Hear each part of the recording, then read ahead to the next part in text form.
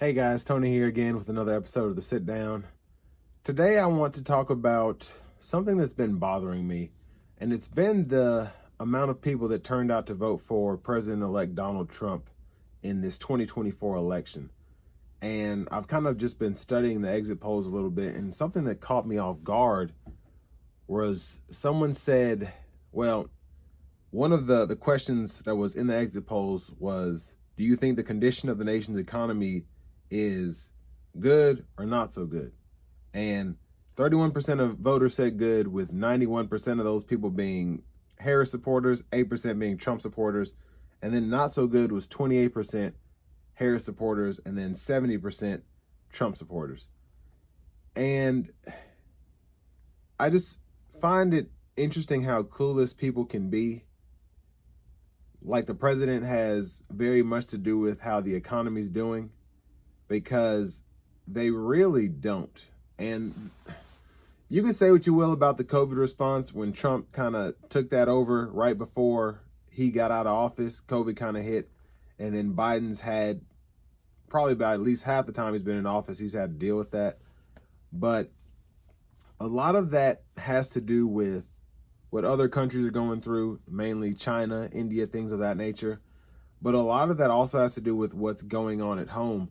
You saw a lot of people moving from out west to Texas, and then those people coming from Texas to places like Florida, Tennessee, things of that nature to get cheaper housing. And I just think it's funny that everyone's complaining about the economy when gas has been around $3 for the longest. And then you also have just a lot of people who made a ton of money selling their houses, and the older people, the richer people, have more money than they've ever had before. But everyone's complaining about the economy, and you really have to look in the mirror and see what's really going on. Yeah, eggs are expensive, milk is expensive, but if your wages haven't gone up to account for that, who's to blame for that?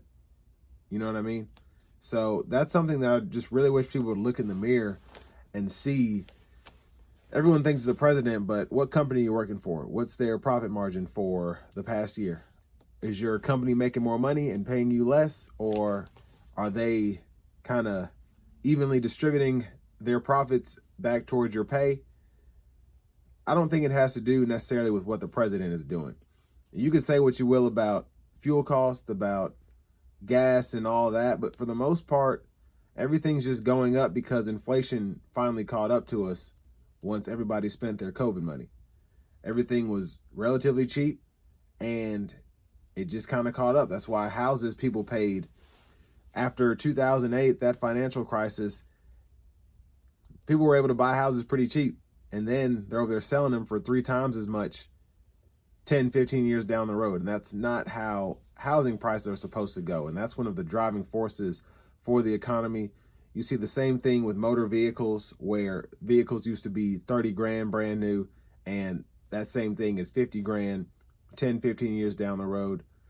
And that's really what's driving the prices of everything up. And I think it also has to do with just how greedy we are as a society, with how much money we're spending, whether it's on vehicles. Like, we have to have an $80,000 vehicle that we can barely afford. That's why our debt is the highest it's ever been among, personal debt. And then you also have, again, just everything is expensive. Everything is catching up to this generation. The younger kids that are coming up, Gen Z and all of that, everyone's living longer. You have Medicaid, you have Medicare, you have retirement plans, and where people used to live to 65, 70, now they're living to 85, 90. And somebody has to pay for that. That has to come out of somewhere. And that's why you see people actually trying to cut back on Medicaid spending, retirement in terms of Social Security.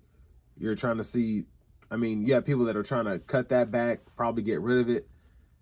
And we can't blame that on who the president is as much as we can blame it on how we have kind of supported ourselves as a society through debt, through things of that nature. And then people don't even want to have kids anymore because it's so expensive to have a kid. It's expensive taking them to the doctor. It's expensive feeding them. It's expensive for diapers. And a lot of these people have not seen wage increases in forever.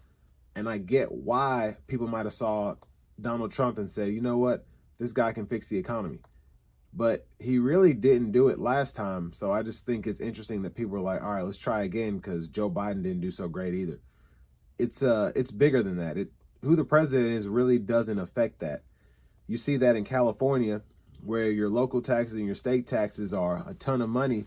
And then you see places like Tennessee that don't have an income tax and people are able to have more freedom with their money. We have a sales tax here, but I mean, we're not having to pay out of how much we make every year. And that's why a lot of wealthier people are coming to this state to kind of take advantage of that. And you see the same thing with Florida, same thing with Texas and things of that nature. But it's interesting to see what will unfold here in the coming years, again, just with the economy, because with EVs and things of that nature, they're still very expensive for people to get in. You have federal grants and manufacturers trying to cut down on prices, and in turn, they're kind of taking a hit, losing money on some of the vehicles just to get them out. But people still want their gas cars, and that's where a lot of the pricing comes from with the vehicles. They're still as expensive, and then you still have to pay for the gas in them. You still have to pay for the maintenance, and that also kind of keeps the economy going around. So I feel like the biggest things to watch are going to be EVs, just the price of housing always, and then our energy, because if we put tariffs on some of these other countries that we need to get energy from, or we start kind of supporting wars against some of our main importers or exporters of oil, Russia, Iran, things of that nature, I mean, that's really what's going to cause the price to go up. And we have natural gas here, but you know, that comes at a cost, whether it's just with the environment, what's going on around people's houses, they don't want to have their stuff dug up, or, you know, we could go to solar, things of that nature, but then you have a whole other issue there with how expensive that is to get panels up, to get the infrastructure together, and to get people actually driving vehicles and using technology specifically with their heating and air that can use that. So we'll just have to see what happens, but that's just kind of my thought for today. Appreciate y'all watching. This has been another episode of The Sit Down. I'll catch you next time.